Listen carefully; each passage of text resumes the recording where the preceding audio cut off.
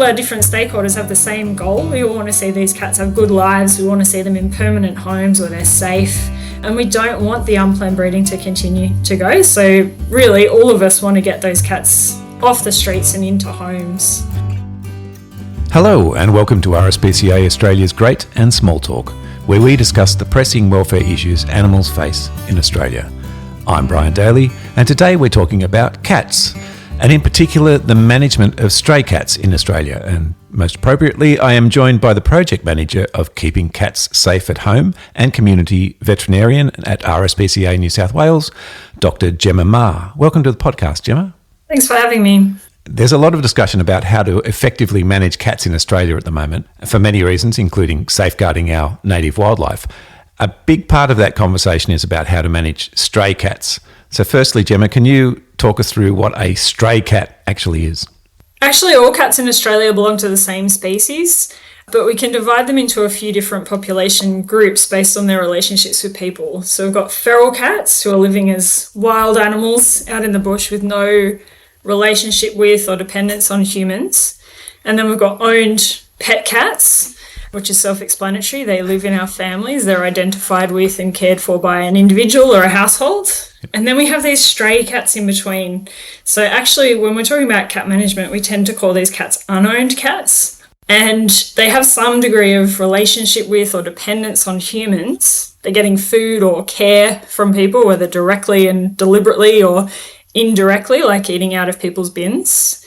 And they're a really important group. It's a relatively small population compared to those feral cats and the owned cats, but really important because they interact with those other populations in important ways. And what are some of the welfare risks these cats face? Yeah, they can have really quite difficult lives, actually. They face a lot of risks. They're obviously out in the open, often in quite urban or built-up areas, living around people, so quite at risk of being hit by cars, being attacked by dogs, getting in fights with other cats. They can also, because they're often reproductively active and they're getting fed extra foods, they often have quite high reproductive success. They have lots of kittens. So often they're living at quite high densities, which leads to high rates of infectious diseases and quite a lot of suffering because of that. So they can have quite difficult lives. You say the population of stray cats isn't as big as the domestic or the feral, but it's still quite a sizable amount. Why are there so many? Is it because of the reproduction? Yeah, there's a couple of factors. I mean, probably one of the big important ones is that they're quite prolific breeders, cats. So a female cat can have 3 litters a year if they're getting a lot of food, and they can have, up to 4 or 5 kittens in a litter. So they can their populations can grow really quickly. We see it a lot in the field that someone will have one stray queen female cat turn up, and within 2 seasons they've got about 50 cats because that first cat has had a couple of litters and those kittens have gone on to have litters of their own. So you get these hugely exponentially growing populations where they're being fed. So that's one factor, is that they breed prolifically. But the other factor is a lack of services. So often there just aren't services available for these cats. If you have a stray cat show up, there's often nowhere for that cat to go and no one you can ask for help. People often say they've called the council. Council says, sorry, we can't do anything about it. Rescue organisations and shelters are full of cats, so there's often nowhere for the cats to go. And desexing services, so interventions to prevent the cats from breeding, can be too expensive and difficult for people to access as well. So prolific breeding combined with difficulty accessing services. We have one here that runs away very quickly from us. Yeah, absolutely. That can be another factor with the cats who aren't socialised. They're not used to being handled by people. They can be really hard to catch.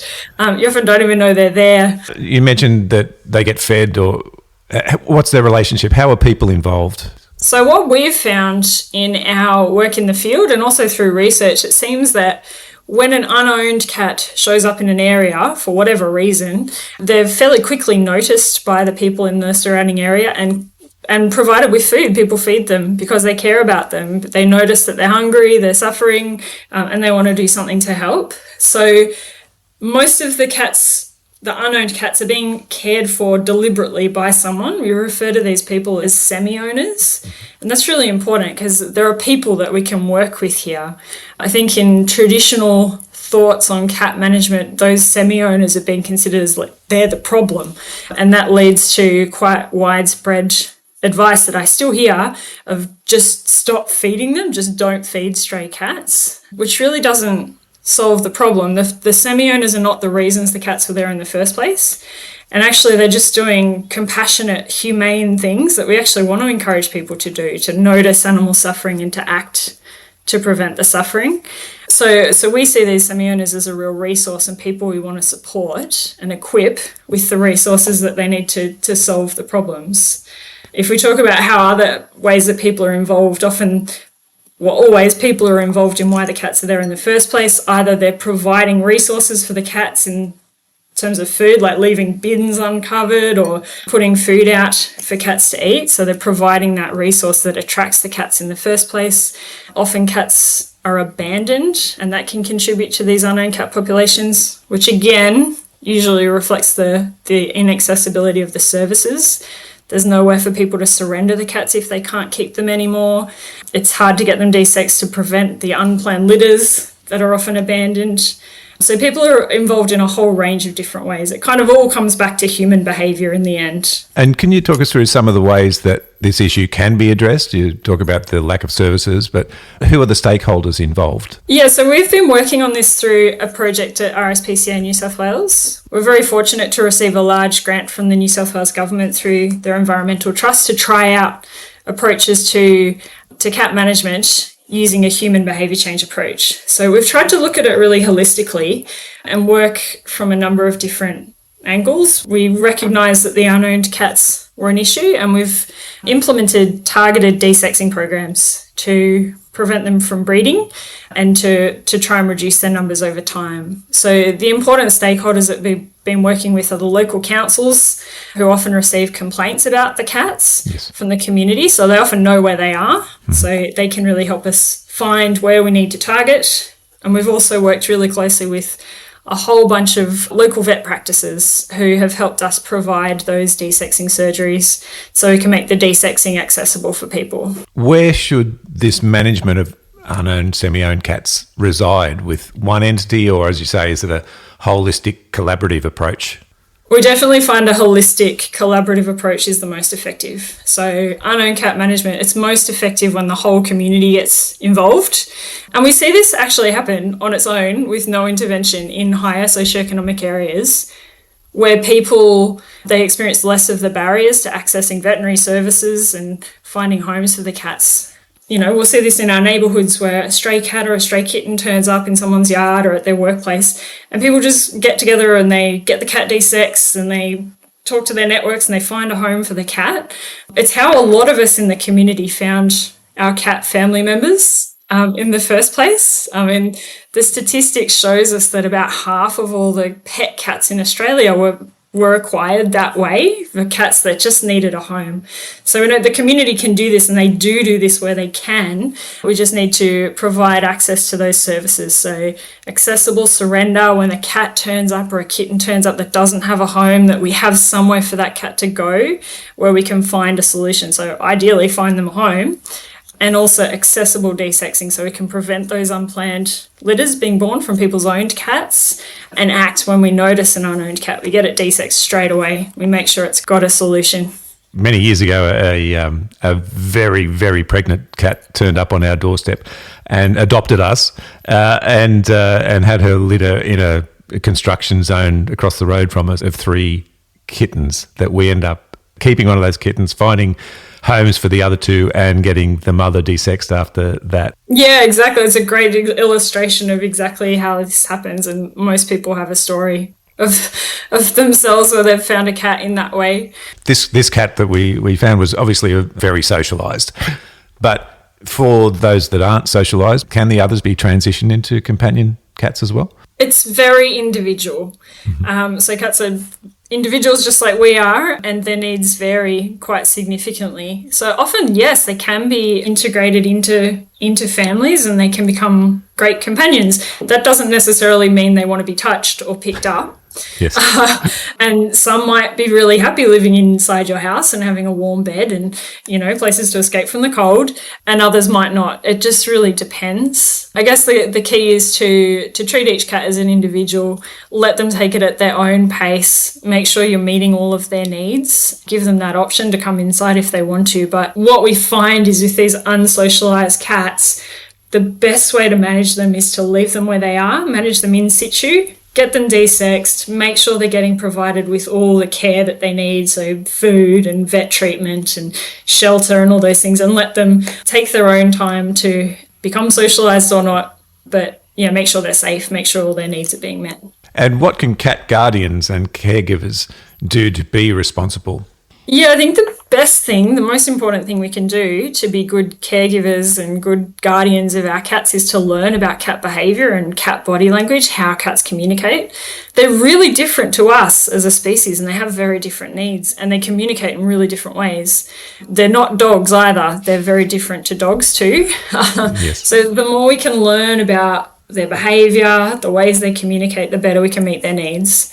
I guess the simple things are make sure your cats are desexed by 4 months. So traditionally the advice was a bit older than that, but now we're saying get them done early, get them done before they sexually mature, because we want to prevent those unplanned litters. They can start breeding from about 5 months of age, so 4 months is a perfect time to get them done.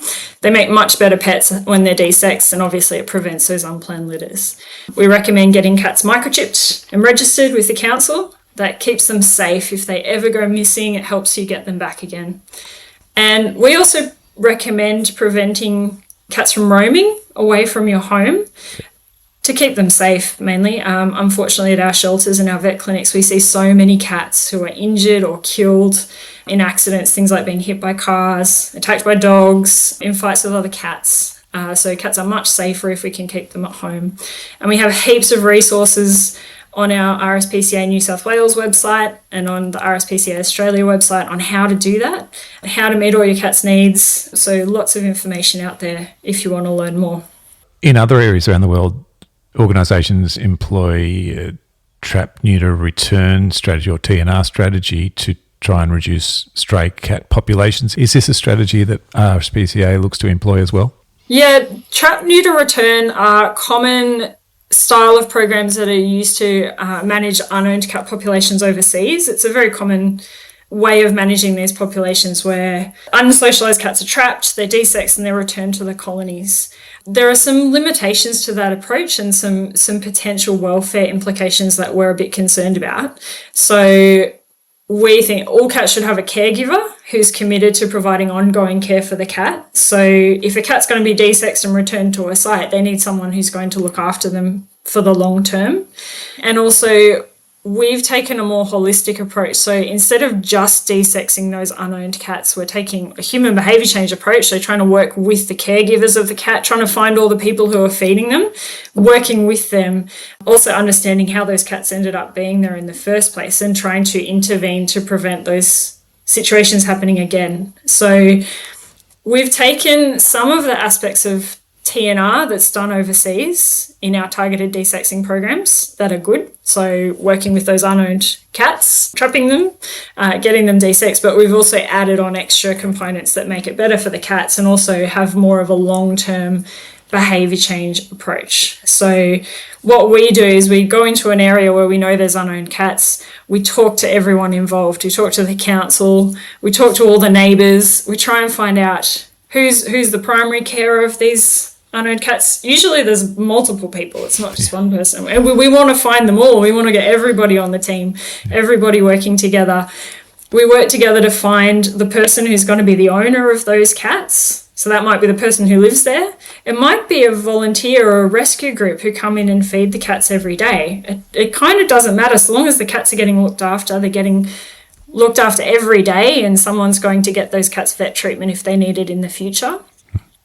And we also want to work with that neighbourhood as well, because if those cats are there because they've been abandoned when people have had an unplanned litter from their owned cats, we want to make sure that desexing is accessible, that information is accessible so people know about the benefits of desexing, that services are available, when to get the cats done, all of those things so we can tackle it in a more holistic way, prevent the causes of those unknown populations in the first place, not just desex and return. And as you say, these people that are caring for them are really great stakeholders because they have socialised these cats. Exactly. They're such a resource, especially when you're talking about unsocialised, unowned cats. They're really, they can be hard just to find. You don't always know they're there until the neighbours are complaining about the noise and the poo and the nuisance. But otherwise, they can be really hard to catch. You got to be out there at night. You got to be out there monitoring traps. You got to be doing that day after day, building the relationship, building the trust with the cats. Councils don't have the resources to do that. Animal welfare organisations don't have the resources. We really rely on these semi-owners, the people who are out there building the relationships, taking the time. They're there on the ground. They're a huge untapped resource. They're working their hardest. They really care about the welfare of the cats. And ultimately, we all our different stakeholders have the same goal. We all want to see these cats have good lives. We want to see them in permanent homes where they're safe. And we don't want the unplanned breeding to continue to go. So really, all of us want to get those cats off the streets and into homes. Thanks so much for your time today, Gemma. It's been fascinating talking about this and hearing about such a holistic approach to addressing this issue and to keep these cats safe, as you say. So they're better off, the environment's better off, and the community is better off by approaching this in this way. And I really appreciate your time for taking us through all those points that the RSPCA and you're working on with this. Thanks again for your time. Thanks for having me. We've been talking today with Dr Gemma Ma, Project Manager Keeping Cats Safe at Home and Community Veterinarian at RSPCA New South Wales. And thank you for listening. If you would like any more information on management of stray cats, you can visit the RSPCA website at rspca.org.au. You can also subscribe to the podcast series at the website or all the usual podcast suspects. I'm Brian Daly, and I look forward to your company next time on RSPCA Australia's Great and Small Talk.